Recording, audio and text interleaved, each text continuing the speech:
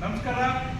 ಏನು ದೇಶದಲ್ಲಿ ಅಂತಾರಾಷ್ಟ್ರೀಯ ಮಟ್ಟದಲ್ಲಿ ಇವತ್ತು ಭಯೋತ್ಪಾದನೆ ಅಂತಕ್ಕಂಥದ್ದು ಬೇರುಗಳನ್ನು ಬಿಡ್ತಾ ಇದೆ. ಅದು ರಾಷ್ಟ್ರ ಮತ್ತು ದೇಶದ ಪ್ರಗತಿಗೆ ಮಾರಕವಾಗಿದೆ.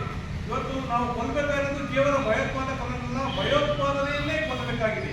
ಯಾಕಂದ್ರೆ ಎಲ್ಲರೂ ಸಹಜವಾಗಿ ಮಾನವ ಪ್ರೀತಿ ಗುಣಗಳಿಂದ ಬದುಕಬೇಕು.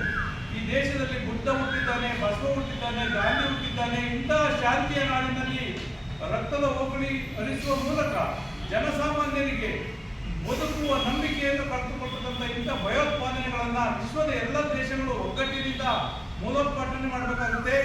ಭಾರತದಂತ ಶಾಂತಿ ಪ್ರಿಯ ದೇಶದಲ್ಲಿ ಅದು ಮತೀಯ ಭಯೋತ್ಪಾದನೆ, ಧರ್ಮವನ್ನು ಕೇಳಿ ಜಾತಿಯನ್ನು ಕೇಳಿ ನಾವು ಕೊಲ್ತಾರೆ ಅಂತಂದ್ರೆ ಜಗತ್ತಿನಲ್ಲಿ ನಮಗೆ ಬದುಕುವ ಭರವಸೆ ಕಳೆದೋಗ್ತದೆ.